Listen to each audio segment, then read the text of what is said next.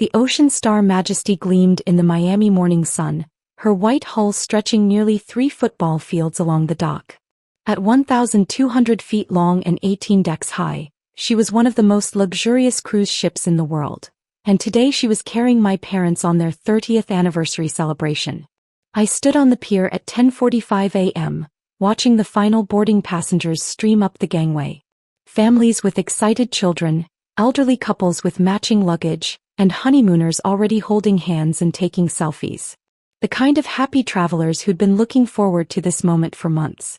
My parents were among them, though their excitement had a different flavor.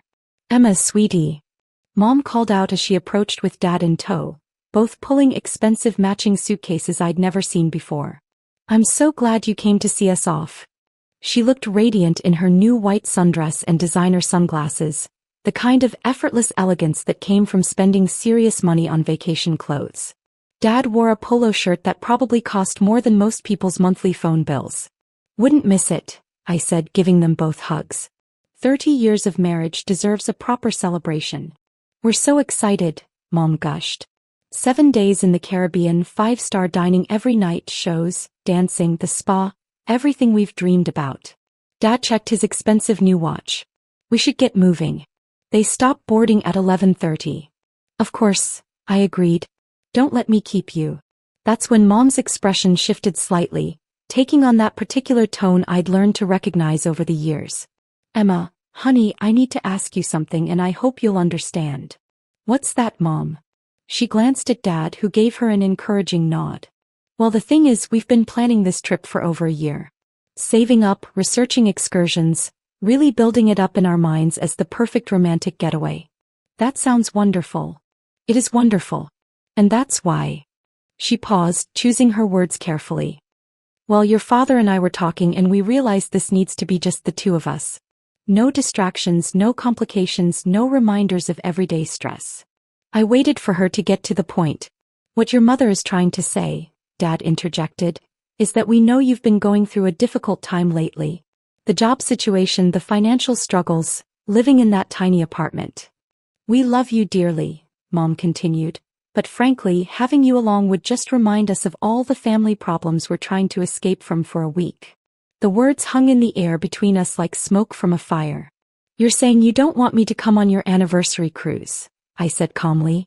"Oh, sweetheart, it's not that we don't want you there," Mom said quickly. "It's just that this is our special time and you understand how it is.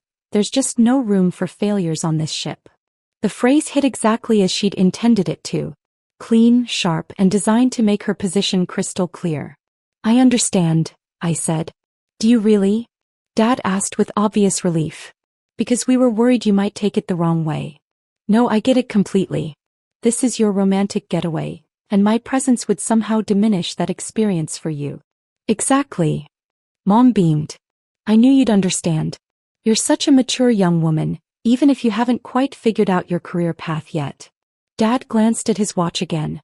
"We really should board. The captain likes to get moving right on schedule." "Of course," I said. "Have a wonderful time." They both hugged me goodbye, the kind of quick, obligatory hugs you give to distant relatives at family reunions. "We'll bring you back something nice from the gift shop," Mom promised as they headed toward the gangway.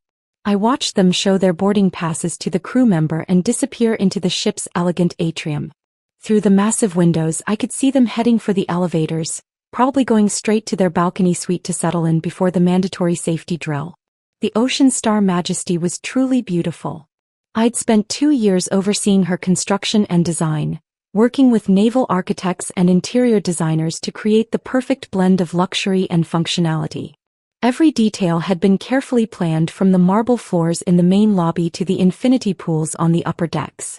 She was also, as of 18 months ago, my property. I walked to a quiet section of the dock and pulled out my phone. "Captain Morrison? This is Emma Mitchell." "Ms. Mitchell. Good morning. Everything's running smoothly for the 11:30 departure. Beautiful weather for the first day at sea." Captain Morrison was a 30-year veteran of luxury cruising, exactly the kind of experienced professional you wanted running a ship worth $800 million. "That's wonderful to hear. Listen, I need you to do something for me regarding the passengers in Suite 1247. "Of course. How can I help?" At midnight tonight I want their cabin access revoked. Lock them out of their room. There was a brief pause. Ma'am, is there a security concern? No security concern. Personal matter. The passengers are my parents and they've made some choices tonight that require clarification. I see. And you'd like them locked out of their suite at midnight? Exactly. Then have security escort them to the captain's conference room. I'll be joining the ship via helicopter at 12:30 a.m. Understood, Ms. Mitchell. Should I prepare any particular explanation for the passengers? Just tell them the ship's owner needs to speak with them. They'll understand soon enough. I ended the call and looked back at the Ocean Star Majesty. In about an hour she'd be pulling away from the dock with 3,000 passengers aboard, including 2 people who'd just told their daughter there was no room for failures on their dream vacation. The irony was about to become delicious. By 11:30 a.m., the ship's horn was blasting its departure signal. I watched from the dock as the massive vessel slowly pulled away from the pier, her engines thrumming with quiet power. From this distance I could see passengers lining the railings, waving goodbye to Miami and hello to 7 days of luxury. I spent the rest of the day at my downtown office, handling routine business for Maritime Holdings, the company I'd built around luxury cruise operations. 3 ships, 12 Caribbean routes and partnerships with resorts on 6 islands. Not bad for someone who'd started with a single yacht charter business 5 years ago.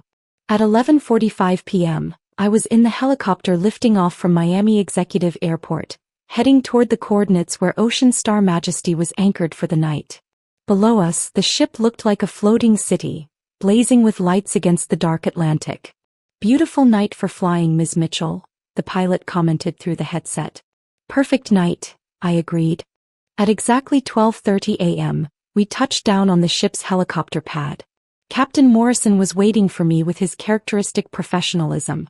Ms. Mitchell, welcome aboard. Your parents are in the conference room as requested. How did they react to being locked out? Confused at first, then increasingly agitated. They demanded to speak with the manager, the cruise director, and finally with me. That's when I explained that the ship's owner had requested a meeting. Did they ask who the owner was? Captain Morrison smiled slightly. I told them they'd find out soon enough. We walked through the ship's elegant corridors toward the conference room. Even at this late hour, the Ocean Star maintained her atmosphere of quiet luxury, soft lighting, marble accents, and the kind of attention to detail that made guests feel like royalty. The conference room was located on Deck 12, with floor-to-ceiling windows overlooking the ocean. As we approached, I could hear raised voices from inside. This is absolutely unacceptable. Dad's voice carried through the door.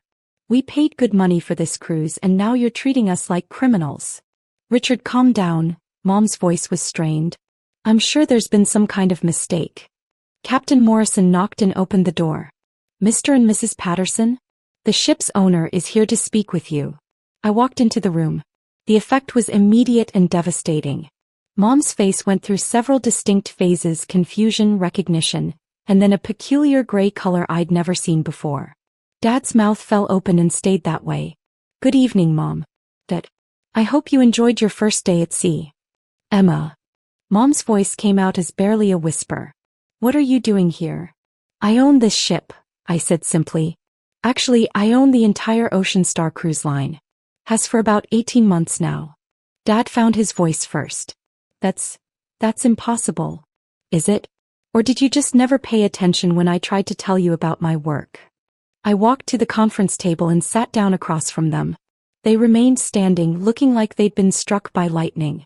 Maritime Holdings, I continued, is my company. We operate 3 luxury cruise ships and 12 resort partnerships throughout the Caribbean. Last year's gross revenue was approximately $340 million. Mom sank into a chair. $340 million? The cruise industry is surprisingly profitable when you focus on luxury experiences rather than mass market volume. Dad was staring at me like I might be in hallucination. Emma, this can't be real. You do computer stuff. Marketing. I do digital marketing for luxury travel experiences. That's how I built the business. Understanding what affluent travelers want and how to reach them online. But you live in that tiny apartment, Mom said weakly. I live in a downtown condo that's convenient to my office and the marina where I keep my business vessels. It's not tiny, it's efficient. And that old car you drive? My Tesla Model S is 3 years old. I prefer reliable transportation over flashy displays. Captain Morrison cleared his throat. Ms. Mitchell, should I leave you to your family discussion? Please stay, Captain. I want my parents to understand exactly who they're dealing with. I turned back to Mom and Dad, who were both staring at me like I just revealed I was secretly a movie star. This afternoon, when you told me there was no room for failures on this ship, I realized we needed to have a conversation about success and failure. Emma, I didn't mean, Mom started. You meant exactly what you said. You've spent the last 2 years assuming I was struggling financially, professionally, and personally. Every family gathering, every phone call, every interaction has been filtered through your assumption that I'm somehow failing at life. Because you never told us about any of this. Dad protested. I tried to tell you. Remember Christmas dinner when I mentioned the new ship acquisition? You told me to stop daydreaming and focus on getting a real job. I thought you were talking about buying a boat or something. I was talking about purchasing the Ocean Star Serenity for $280 million. It was the largest acquisition in my company's history. Mom made a sound like air escaping from a balloon. Remember Easter when I mentioned the resort partnerships? You suggested I stop wasting time with travel fantasies and apply for positions at established companies. We thought you were talking about vacation planning, Mom said weakly. I was talking about exclusive partnerships with 5-star resorts that generate $40 million in annual revenue for Maritime Holdings. Dad slumped in his chair. All this time we thought you were barely making ends meet. While I was actually building one of the most successful luxury cruise operations in the Caribbean. Emma, Mom said, and her voice had changed completely. The condescending tone was gone, replaced by something much smaller. Why didn't you correct us? Why didn't you make us understand? Because every time I tried to share professional excitement with you, you'd redirect the conversation to my supposed failures. It became easier to let you think what you wanted to think. I stood up and walked to the windows, looking out at the dark ocean. Do you know what the hardest part has been? Not the business challenges, not the financial risks, not the 18-hour workdays building this company. What? Dad asked quietly. The hardest part has been succeeding beyond my wildest dreams while my own parents assumed I was failing. Do you have any idea how lonely that is? The silence that followed was broken only by the gentle sound of the ship moving through the water. This morning, I continued, when you told me there was no room for failures on this ship, I realized something important. What's that? Mom whispered. You were right. There is no room for failures on this ship. But you got the failure part backwards. I turned back to face them. The failure isn't mine. It's yours. You failed to see your daughter clearly. You failed to listen when I tried to share my successes. You failed to believe I could build something meaningful. Dad started crying. Emma, I'm so sorry. And most importantly, I continued, you failed to love me unconditionally. Your love came with conditions, that I fit into your narrow definition of success, that I make you proud in ways you could understand and brag about to your friends. That's not true, Mom protested through her own tears. Isn't it? This morning you literally told me I couldn't come on your anniversary cruise because my presence would remind you of family problems. We didn't mean it that way. You meant it exactly that way. And that's fine. Parents are allowed to have imperfect love. But children are also allowed to have boundaries. I pulled an envelope from my jacket and placed it on the conference table. What's that? Dad asked. It's your early 30th anniversary present. Ownership papers for a cottage in Key West. Fully renovated, waterfront view, perfect for retirement. Mom opened the envelope with shaking hands and stared at the deed. Emma, this must have cost. It doesn't matter what it cost. What matters is that despite everything that happened today, you're still my parents and I still love you. How can you give us this after what we said? Dad asked. Because that's what unconditional love looks like. I don't give it to you because you've earned it or because you understand my worth. I give it to you because you're my family. Captain Morrison had remained quietly professional throughout this entire exchange, but I could see the slight smile on his face.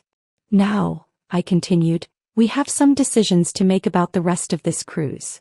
What kind of decisions? Mom asked nervously. Well, you can continue your anniversary celebration in your original suite with my compliments. All your meals, excursions, and spa treatments are upgraded to the premium package. And the alternative? Dad asked. There is no alternative. You're going to enjoy your anniversary cruise, and I'm going to join you for the rest of the week as your daughter. Not as the ship owner, not as the successful businesswoman you didn't know existed, but as Emma who loves you both despite your flaws. You're staying for the whole cruise? Mom asked with obvious hope. I cleared my calendar. Maritime Holdings can run itself for a week. I walked around the table and hugged them both. But there are going to be some changes in how we communicate going forward. What kind of changes? Dad asked. When I share professional news with you, you're going to listen. When I talk about my work, you're going to ask questions instead of offering unsolicited career advice. And you're never again going to assume I'm failing just because my success doesn't look like what you expected. We promise, Mom said immediately. We absolutely promise, Dad agreed. Captain Morrison stepped forward. Ms. Mitchell, should I have your parents escorted back to their suite? Please do. Captain, prepare the owner's suite for occupancy. I'll be staying aboard for the remainder of this cruise. As we walked back through the ship's corridors, I realized that the real victory wasn't proving my success to my parents. It was finally having the chance to build a relationship based on honesty instead of assumptions. The Ocean Star Majesty continued her journey through the Caribbean night, carrying 3,000 passengers toward a week of luxury and relaxation. But for 3 of those passengers, the real journey was just beginning, toward understanding, acceptance, and the kind of love that doesn't come with conditions. Later that night, as I stood on the deck of my ship looking out at the stars, I reflected on what had happened. Sometimes the most important revelations don't happen in boardrooms or at award ceremonies. Sometimes they happen at midnight on a ship in the middle of the ocean, when 2 parents finally see their daughter clearly for the first time, and a daughter learns that love, real, unconditional love, is the most valuable thing any of us can own.